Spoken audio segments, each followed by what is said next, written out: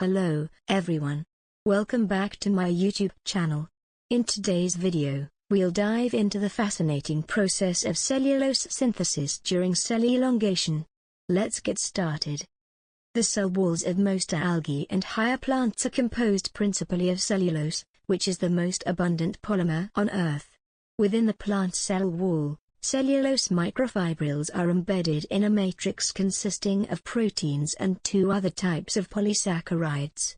Cellulose microfibrils are bundles of cellulose chains.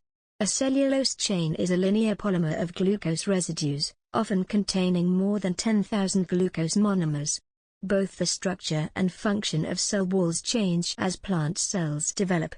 The walls of growing plant cells are called primary cell walls and are relatively thin and flexible, allowing the cell to expand in size. In this example, the cellulose fibers of the primary wall appear to be randomly arranged, a feature that would allow the plant cell to expand uniformly in all directions.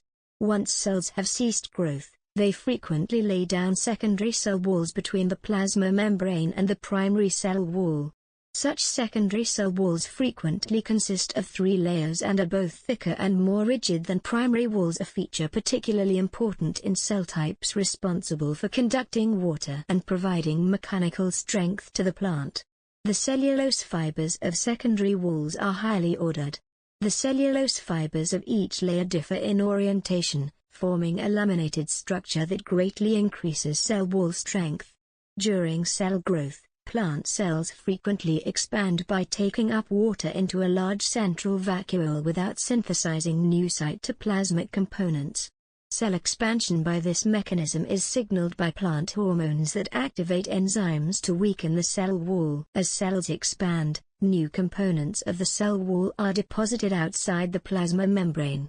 A complex in the plasma membrane, called cellulose synthase, creates new cellulose chains. Cellulose synthase is a transmembrane enzyme that synthesizes cellulose from udp-glucose in the cytosol.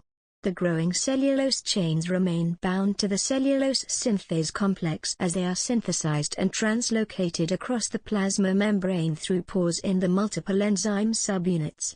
In expanding cells, the newly synthesized cellulose microfibrils are deposited at right angles to the direction of cell elongation, an orientation that is thought to play an important role in determining the direction of further cell expansion. Interestingly, the cellulose microfibrils in elongating cell walls are laid down in parallel to cortical microtubules underlying the plasma membrane. In these elongating plant cells, microtubules have been stained so that they have a red fluorescence.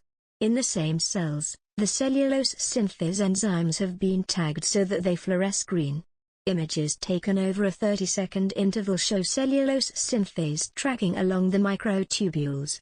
A merged image illustrates the colocalization of cellulose synthase and microtubules. By guiding the orientation of newly synthesized cellulose microfibrils, cortical microtubules define the direction of cell wall growth, which in turn determines the direction of cell expansion and ultimately the shape of the entire plant. I hope you found this video helpful. Thanks for watching. Don't forget to subscribe to my channel for more informative content.